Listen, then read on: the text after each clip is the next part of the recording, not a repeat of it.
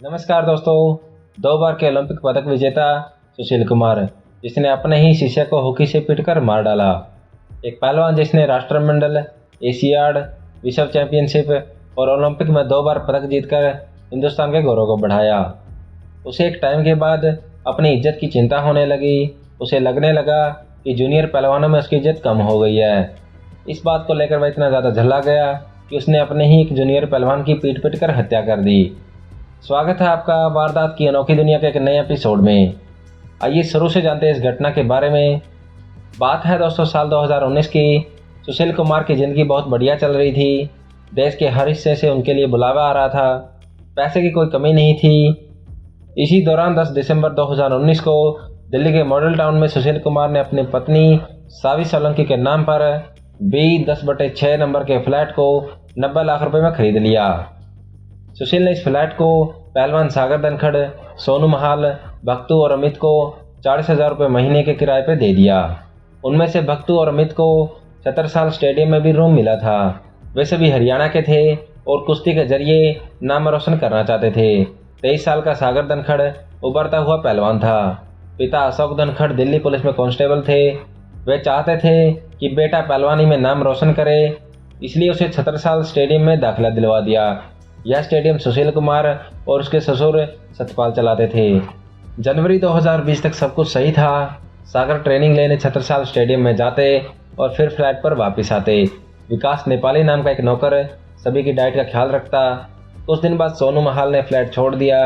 ये सोनू महाल हरियाणा के बड़े गैंगस्टर काला जेठड़ी का ममेरा भाई था। फरवरी 2020 में सागर का पड़ोसियों से पार्किंग को लेकर विवाद हो गया।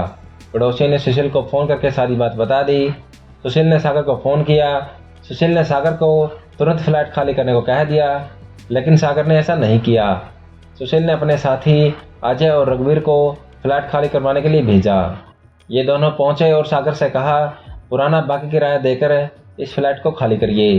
सागर ने मना करते हुए कहा, तुम्हारे कहने से खाली नहीं करूँगा, अपने पहलवान से बोलो कि खुद आकर खाली करवा ले। अजय और रघुवीर सुशील के पास पहुंचे और सारी बात बताई। इस बात से सुशील गुस्से से भर गया।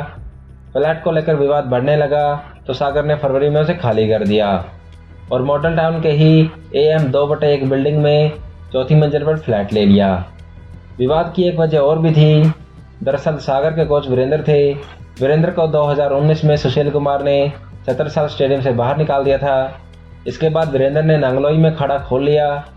अब जो कि फ्लैट को लेकर विवाद हो गया था तो सागर भी वीरेंद्र के अखाड़े में चला गया।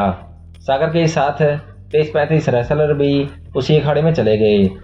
विवाद की एक वजह और बताई जाती है जिसकी ज़्यादा चर्चा नहीं होती। एक बार सुशील के दोस्त अजय बजरवाड़ा का जन्मदिन था। वह और सुशील उसी फ्लैट पर पहुंच गए। वहां उन्होंने शराब पी। कमरे में सोनू महाल ने अपनी प्रेमिका का फ़ोटो लगा रखा था। अजय शराब के नशे में उस फोटो के साथ सेल्फी लेने लगा। सोनू महाल का इस बात से विवाद हो गया। उसने अजय को जमकर गालियां दी। सुशील ने बीच बचाव की कोशिश की तो उसे भी गालियां मिलने लगी। अब फिर से कहानी पर आगे बढ़ते हैं। छतरसाल स्टेडियम में नए पहलवानों की कमी हो गई थी और सागर के बढ़ते प्रभाव को सुशील खुद की बेइज्जती समझने लगा था। 4 मई को छतरसाल स्टेडियम के अंदर सागर, सोनू, अमित, भक्तू और विकास के साथ कई और भी पहलवान वहां पर शामिल थे। यहाँ पर विवाद हुआ तो सागर ने सुशील का कॉलर पकड़ लिया। तुरंत तो मामला शांत हो गया, लेकिन सुशील के अंदर बदला लेने की आग जलने लगी और वो आग भयानक अंजाम तक पहुंच गई। सुशील ने 4 मई को ही नीरज बवाना ग्रुप के बदमाशों को हरियाणा से दिल्ली बुला लिया। करीबन 20 बदमाश 3 घंटे में दिल्ली आ गए और उसके बाद शालीमार बाग पहुंचे। सागर के दोस्त रविंदर और विकास अपने घर के बाहर आइसक्रीम खा रहे थे। बदमाशों ने उन्हें उठाकर गाड़ी में बैठा लिया। इसके बाद सभी मॉडल टाउन पहुंचे। 2 लोगों ने सागर के कमरे पर पहुंचकर कहा, सुशील नीचे बुला रहे हैं और गाड़ी में बैठी हैं। सागर नीचे आया तो देखा सुशील के हाथ में पिस्टल थी। सागर कुछ समझ पाता इससे पहले उसके साथ सोनू, सागर और अमित को भी उठा लिया गया था। 7 गाड़ियों का काफिला रात के करीब 1 बजे छतरसाल स्टेडियम में पहुंचा। यहाँ सागर सहित सभी 5 पहलवानों को गाड़ी से नीचे उतारा। गेट का दरवाज़ा बंद करके वहाँ से गार्ड को घर भेज दिया गया। इसके बाद सभी को बुरी तरह से पीटना शुरू किया गया। सुशील के हाथ में हॉकी स्टिक थी। जब वह सागर को पीट रहा था तब उसने अपने साथी प्रिंस से कहा कि तुम वीडियो बनाओ। सोनू महाल के दोनों हाथ तोड़ दिए गए। इसी दौरान वहां पर पुलिस आ गई। सभी बदमाश बेसमेंट में जाकर छिप गए। पुलिस वहां पहुंची तो भक्तों को लेकर वहां से भाग गए थे। इधर पुलिस ने सागर और सोनू महाल को अस्पताल पहुंचाया। भक्तों की पत्नी ने पुलिस को फोन लगाया कि उसके पति को किडनैप किया गया है। तभी भक्तों से सुशील ने उसकी पत्नी को वीडियो कॉल करवाया और भक्तों से कहा बोल की कोई किडनैपिंग नहीं हुई है। भक्तों ने उनके कहने पर बोला, लेकिन पत्नी को भरोसा नहीं हुआ। उसने तुरंत फिर से पुलिस को फ़ोन लगा दिया। इसके बाद सुशील ने उसे छोड़ दिया। 5 मई की सुबह खबर आई, सागर धनखड़ की मौत हो गई। इस खबर ने पूरे देश का ध्यान अपनी तरफ खींचा। सुशील फरार हो गया। 6 मई को वह हरिद्वार होते हुए ऋषिकेश पहुंचा, जहां पर वो एक आश्रम में रुका। 7 मई को दिल्ली वापस आया और वहां से हरियाणा के बहादुरगढ़ पहुंचा। पुलिस इस दौरान लगातार छापेमारी कर रही थी। पहले उस पर 25,000 का इनाम रखा और फिर इसे बढ़ाकर 1 लाख कर दिया गया।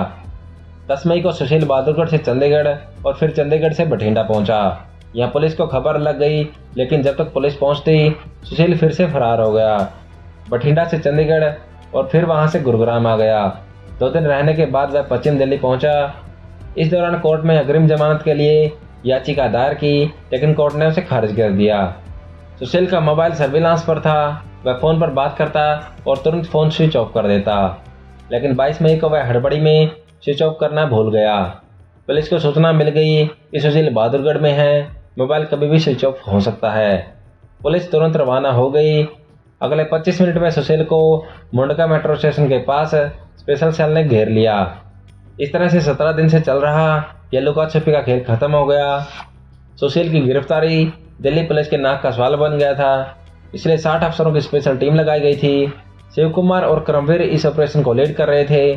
सुशील से जुड़े 600 नंबरों को सर्विलांस पर लगाया गया था। इनमें से 66 ऐसे लोग थे जिनके फ़ोन पर सुशील का कभी भी फ़ोन आ सकता था। गिरफ्तार करने के बाद पुलिस ने सुशील को रोहिणी कोर्ट में पेश किया। रोहिणी कोर्ट में पेश करने के बाद पुलिस ने सुशील को 6 दिन की रिमांड पर मांगा। कोर्ट ने यह मंजूर कर लिया। 29 मई को एक बार फिर से उसे पेश किया गया। पुलिस ने अभी और पूछताछ करने का हवाला देते हुए 7 दिन की रिमांड मांगी। इस पर सुशील के वकील प्रदीप राणा ने कहा, पुलिस बताए कि 6 दिन उन्होंने क्या किया जो अभी भी रिमांड पर लेना है। कोर्ट ने राणा की बात को नज़रअंदाज करते हुए 4 दिन की रिमांड मंजूर कर दी। 90 दिन से पहले पुलिस ने 170 पेज की चार्जशीट दायर की। कुल 22 धाराओं में केस दर्ज किया गया। 20 आरोपी बनाए गए थे। चार्जशीट दायर करने से पहले 15 गिरफ्तार कर लिए थे। इनमें से 2 ऐसे थे जिनके खिलाफ सप्लीमेंट्री चार्जशीट दायर की गई। सुशील पहले मंडौला जेल में और अब तिहाड़ जेल में बंद है। कोर्ट में जिस गति से सुनवाई हो रही है, अनुमान है कि जल्द ही इस मामले में फैसला आ जाए। आखिर में सागर धनखड़ की मां सावित्री देवी ने कहा, मैंने सुशील को अपने बच्चे का गुरु समझकर उसके पास भेज दिया था। उसने मेरी ही गोद सूनी कर दी।